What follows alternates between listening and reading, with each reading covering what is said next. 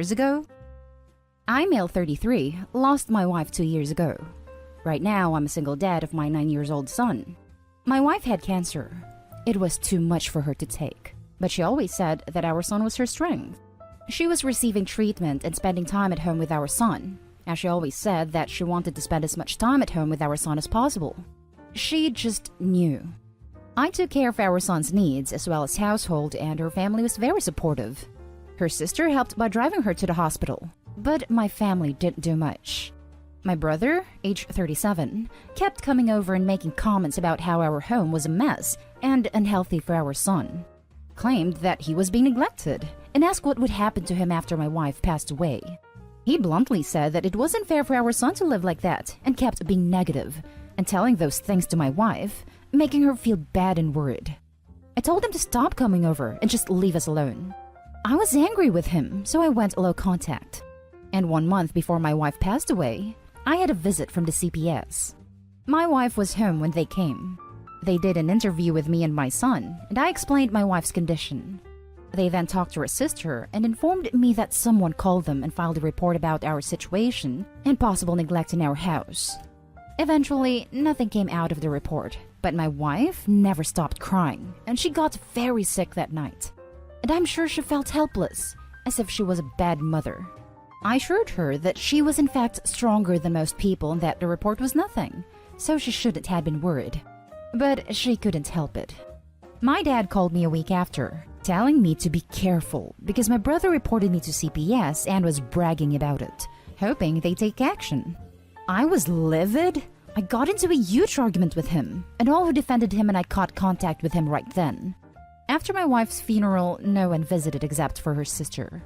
I talked to my family, but I haven't talked to my brother for 2 years after what he did and all the stress he caused my wife. Last week, my mom called me to tell me my brother and his wife had a baby boy and wanted me to bring my son and visit him. I refused. She called me unreasonable and told me to let my son meet his cousin and uncle, to just forgive and forget. She kept pressuring me despite saying I don't want to. My dad himself said it's time for us to reconcile and get together as a family. I ended up yelling at them that I won't forget the scene my brother made before my wife passed away, and claiming that we were bad parents knowing that we were struggling and doing all we can. They just kept insisting I visit and how it goes, but I still refused. My brother didn't apologize and only talked to my parents. This is his first baby with his wife, as they had issues with miscarriages in the past. Now for the top comments. Not the a-hole. I'd let them all know you'll go no contact with them too if they keep this up. Last I checked, the sister was the only one actually helping and the only one to come to your wife's funeral. They all suck. Not disagreeing in general, but I think you misread about the funeral. I'm fairly sure what it means to say is that only the wife's sister visited after the funeral, although I think the wording is a little unclear. Not the a-hole. He tried to have your son removed from you while your wife was dying, and bragged about it. He'd be dead to me. The class act would be to help clean up the house. This was despicable. Not the a-hole. Not the a-hole, not the a-hole, not the a-hole. 1. He called CPS on you for no reason. 2. He put unnecessary stress on your wife in her final days. Screw him. He would be dead to me. Agreed. He would be dead to me if he stressed out my cat in her final days, let alone wife. The forgiveness fetish needs to be addressed before it does any more harm. Now for the next story. Am I the a-hole for wanting to go to college even though my siblings need me? Hey, I'll get straight to it. I, female 17, am the oldest of 9. 15 male, 13 male, 13 female, 12 male, 10 female, 7 male, 5 female, 2 male. My mother is a single mother who works hard to supply for us, but relies mostly off child support, as most of my siblings and I have different fathers. Though I'm only a half-sister to most of my siblings, I still love them all very much and try my very best to treat them as equal. I got a job at 14 to help make extra cash, and my days normally consist of getting up early to help get all the kiddos to school, or getting online for virtual school, and then going to my classes off the day. I'm a junior in high school, before going to work right when school ends and getting home a little before midnight. During the day while I'm in class, I'm still watching my 2-year-old brother and making sure all the other kids are still in class, / paying attention.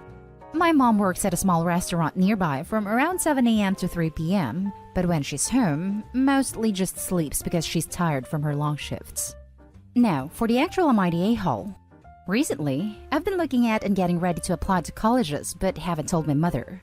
She went through my laptop the other day and found out what I was looking up financial aid and looking at some state schools a bit farther away, 600 to 700 miles, and got really upset. She started crying, saying she couldn't afford me to send to school, and that she couldn't continue to care for my siblings without me. I felt really bad and apologized, and we just sort of dropped it, but I didn't plan on stopping the search. I mentioned the other day I was really interested in a nearby state school, one state over, that offered my major and was cheaper than in-state tuition at my state school. I was super excited and told my mom. She completely blew at me. She kept telling me how selfish I was to abandon our family and that if I left, I'd be setting my family up to fail. She started yelling and crying, and soon my siblings got upset and also started crying too. It was a mess that left me really conflicted. On one hand, I don't want to be selfish and prioritize my future over my siblings, but on the other hand, I'm just exhausted.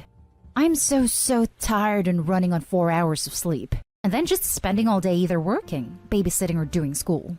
I understand that's how life is, and that it's just hard and I have to learn to deal. But at the same time, it all feels so frustrating. I see all these other kids my age going out and having fun and doing teen things, and it makes me sad that I have to miss that. But I know it's my responsibility to take care of my siblings. I'm at loss, and at this point, just need to know if I'd really be an a-hole if I decided to go to college. I'd still send money home as often as possible, and I'd get financial aid and take out a loan to spend as little money as possible. But I feel terrible for wanting to be selfish and leave my family. Now for the top comments. Not an a-hole at all. Your siblings are not your responsibility, they are your mother's. She needs to stop relying on you.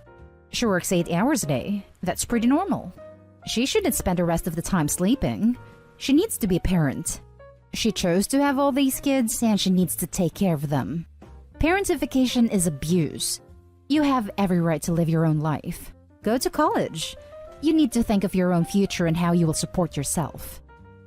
I came here to say this. 7 a.m. to 3 p.m. is not a long shift. It's 7.5 hours after a lunch break. It's very unfair for a mom to put this burden on you. Look at it this way. If you get a degree, you'll have a more financially secure future and might be able to help out your siblings when they are ready for college, like with a place to stay, etc. I literally did 3 to 4 8-hour shifts with full-time school. The mom isn't even taking care of the kids when she's home. So why exactly is she tired? And if she does get tired easily, why exactly does she keep on popping kids out? Shouldn't have had kids after the 10-year-old.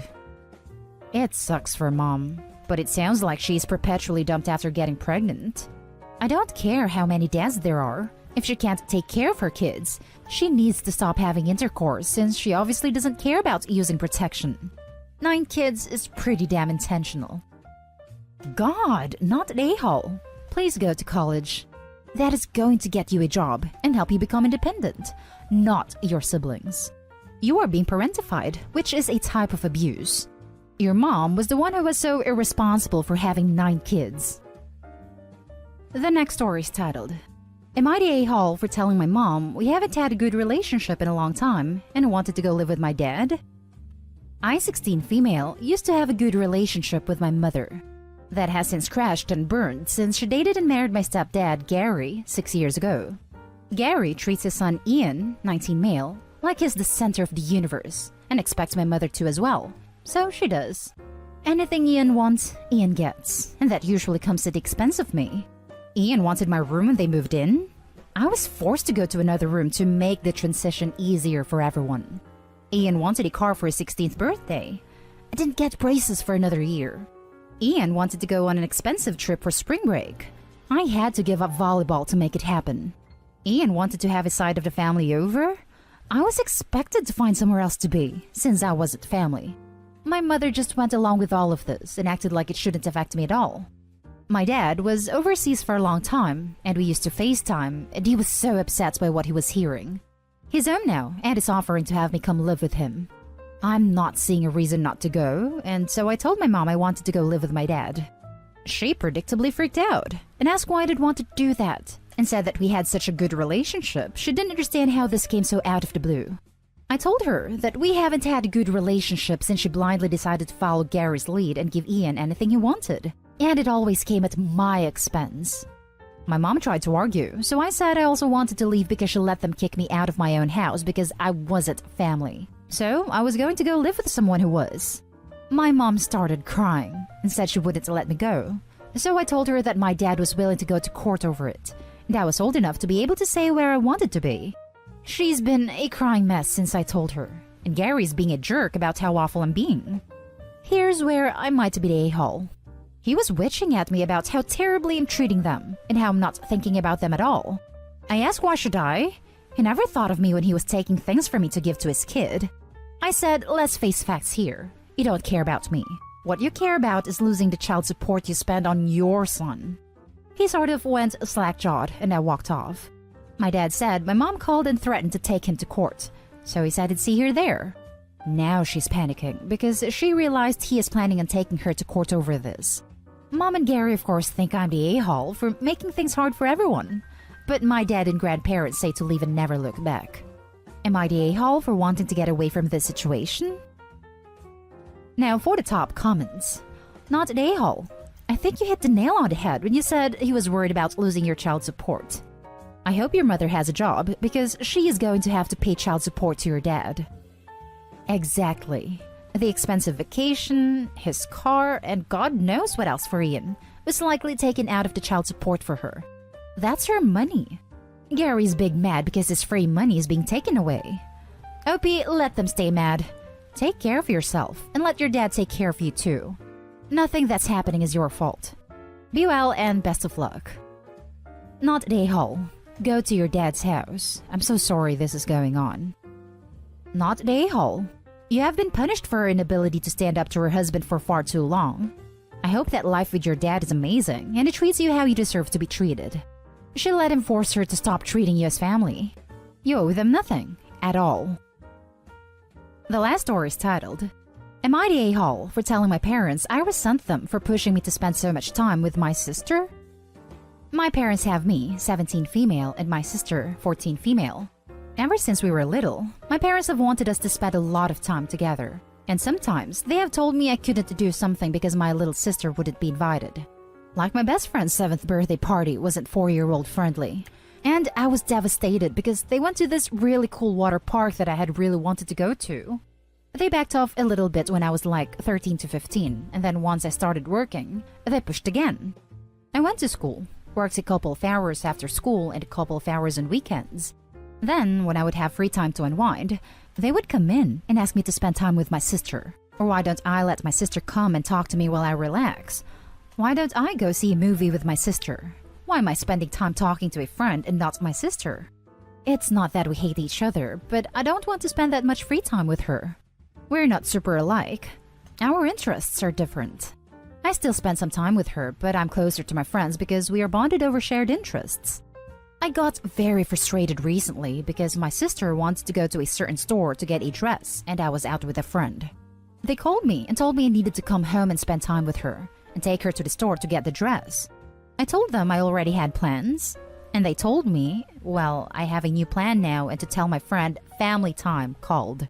When I got home, I told them I am tired of them pushing us together so much and that I resent them for pushing that time so much. That I should be able to relax or have friends and not have to drop plans already made, just to bring her to get a dress.